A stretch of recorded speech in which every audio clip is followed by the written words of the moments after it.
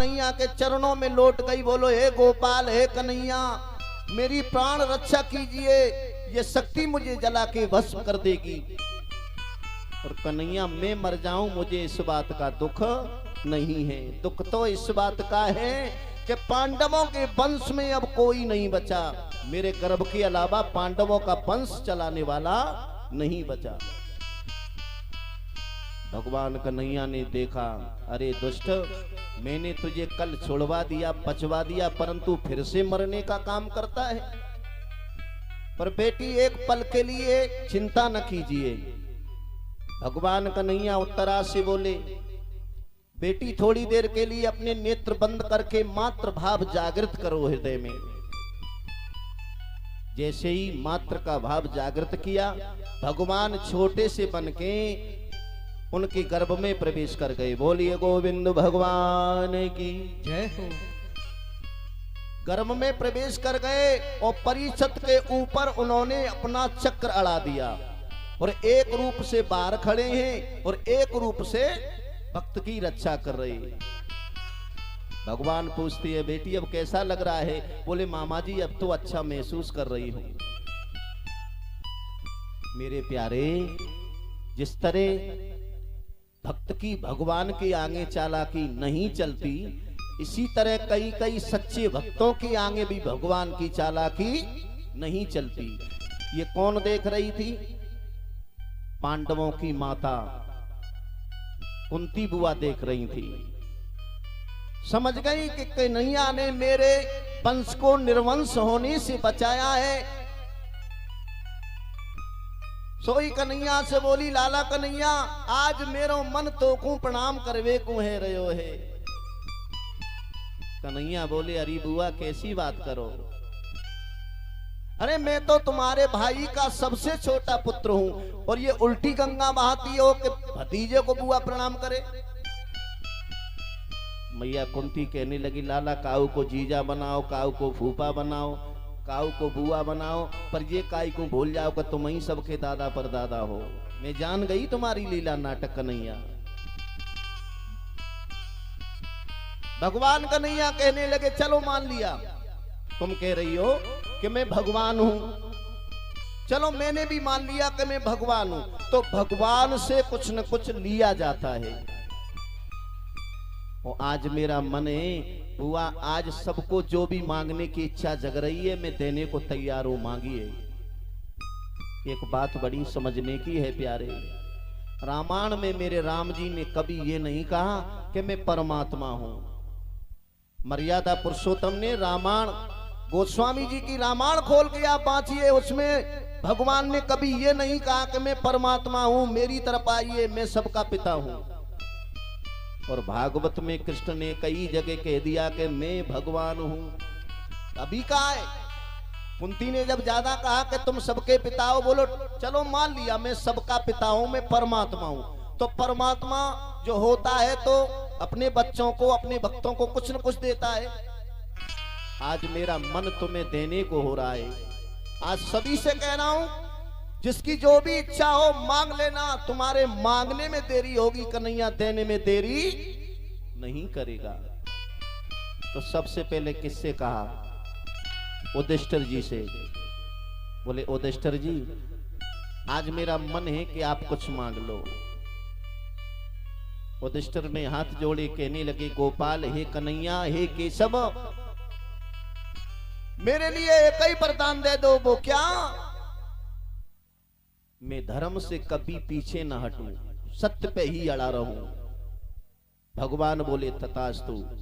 भीम से कहा, मजले भैया भीम, तुम भी कुछ मांग लो। भीमसेन कहने लगो, प्रभु देना चाहते हो तो एक वरदान दे दो। लोग मेरी बदनामी करते हैं, लोग कहते हैं कि आधे में तो पूरा घर भोजन करता है और आधे में अकेला भीम करता है, मेरी लोग बदनामी करते हैं। तो वरदान देना चाहते हो तो एक वरदान दे दो। खाते पीते उठते जगते जाते आते हर वक्त मन में तुम्हारा चिंतन बना रहे, श्रवण बना रहे। क्योंकि भक्ति में श्रवणम कीर्तनम पहली भक्ति का ही लक्ष्य है। अपने हृदय में भगवान का श्रवण करना चाहिए। बोले हर वक्त काम कुछ भी करूं, पर प्रभु कीर्तन तुम्हारा मेरे मन में चलता रहे। भगवान बोले तथास्तु। अर्जुन से कहा, सखा अर्जुन, आपके मन में जो मांगने की अभिलाषा है, आज तुम मांग लो, मैं तुम्हें वही दूंगा। अर्जुन ने तो हाथ जोड़े, पैरों में गिर पड़े, महाराज तुम्हारे एक नहीं मेरे ऊपर हजारों ने एहसान। आज तुम नहीं होते तो महाभारत का युद्ध में जीत नहीं पाता। भीष्म जैसे, द्रोणाचार्य जैसे महारथियों के आगे मैं तो कुछ नहीं था। जो कृपा थी सब आपकी थी, बिना मांगे ही आपने सब कुछ दे दिया। भगवान बोले उसे भूल जाइए, बात आज की चल रही है, आज मांगिए। हाथ जोड़े बोले प्रभु देना चाहते हैं तो मैंने तुम्हें अपना गुरु माना है, मैंने तुम्हें अपना गुरु माना है, तो ये गुरु और शिष्य का भाव ही बेशक बना जाए हमारे जीवन में। भगवान बोले तथास्तु।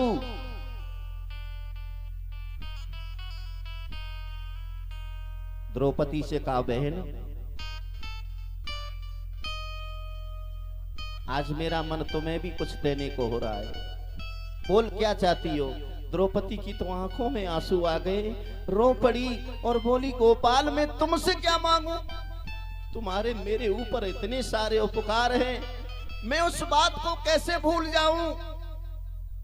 जिस वक्त 5 पांडवा मेरे पति भीष्म, द्रोणाचार्य, बड़े बड़े महारथी उस सभा में बैठे थे, जब दुशासन मुझे खींच के लाया, मैंने सबकी तरफ आस की नजर से देखा, परंतु किसी ने मुझे सहारा नहीं दिया। जब मैंने तुम्हारा नाम लिया,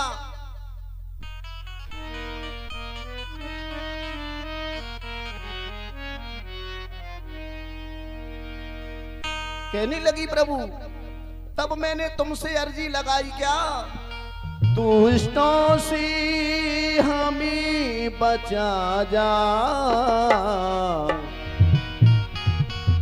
प्रभुआ की तरस दिखा जा, श्री जसोदा जी के छैया, तुम आवो कृष्ण कन्हैया। जसोदा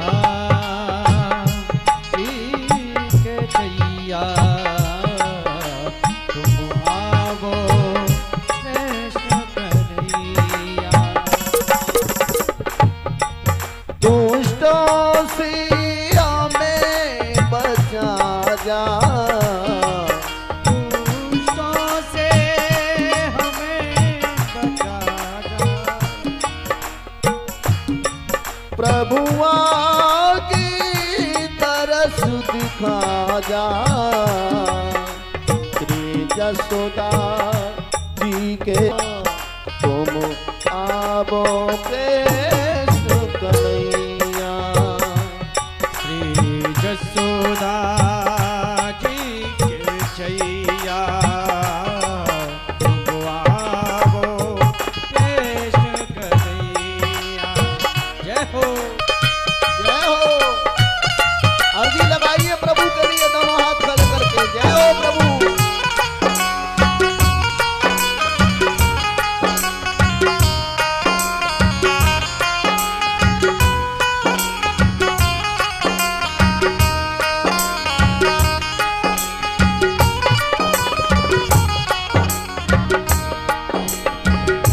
5 पति धर्म सुख बैठे, नीचे नारी नवाई।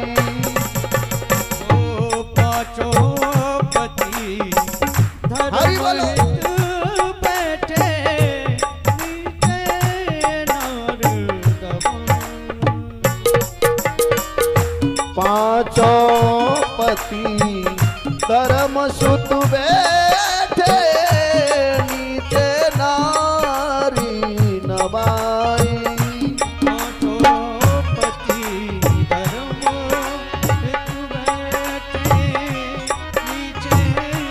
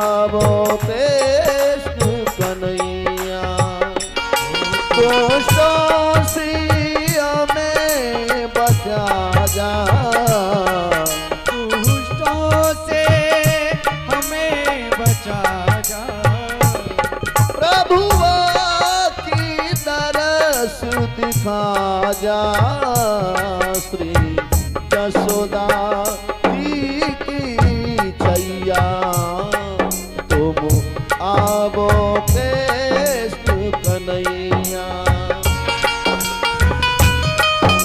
हरि जय गोपाल जय हो।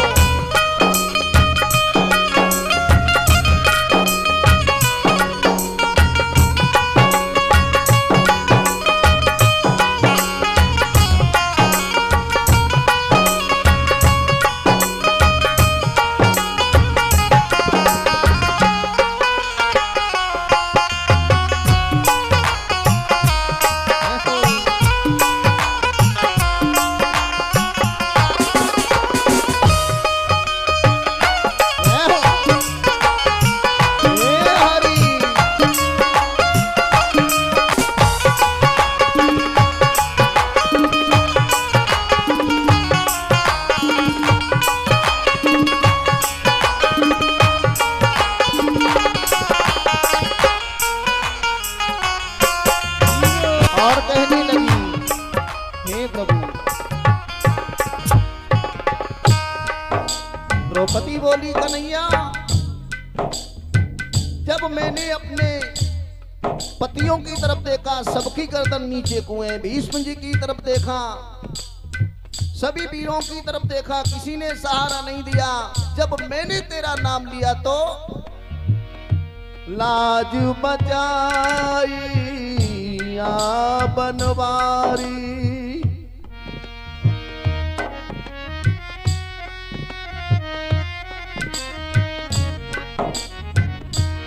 लाज बचाई बनवारी, तन कन करी अवारी। ओ लाज बचाई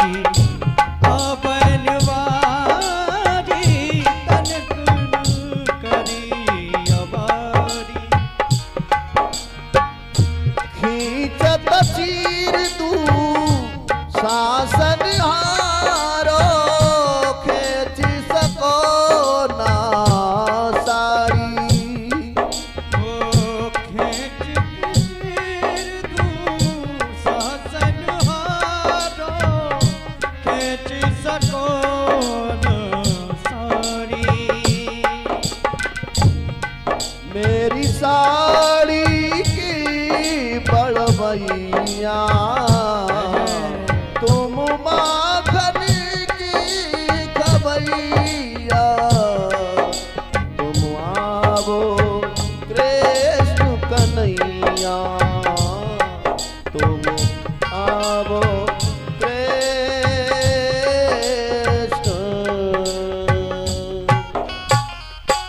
बोलो गोविंद भगवान की जय। भाव से बोलो राधे राधे। द्रौपदी बोली, कन्हैया मेरे ऊपर तुम्हारे पहले से ही बहुत उपकार है। मैंने जब तुम्हें बुलाया तुमने मेरी लाज बचाई। अब बिना मांगे ही आपने बहुत कुछ दे दिया, मैं क्या मांगू।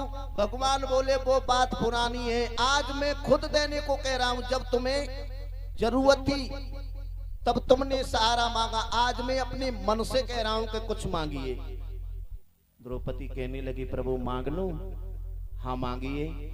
द्रौपदी ने हाथ जोड़े, बोली, कन्हैया मैंने तुम्हें अपना सखा माना है और तुमने मुझे अपनी सखी माना है, तो ये सखा और सखी का ही भाव दोनों का जीवन पर्यंत बना रहे।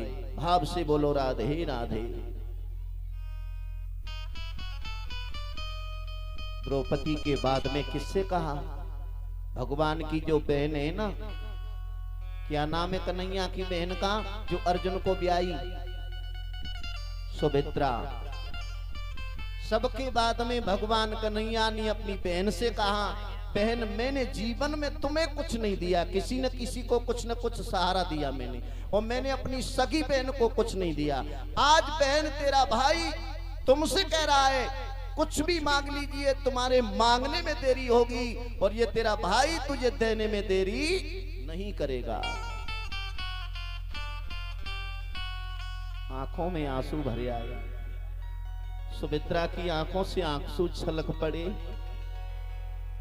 बैठ गई घुटनों के बल, हाथ जोड़े रो करके बोली, भैया मैं क्या मांगू?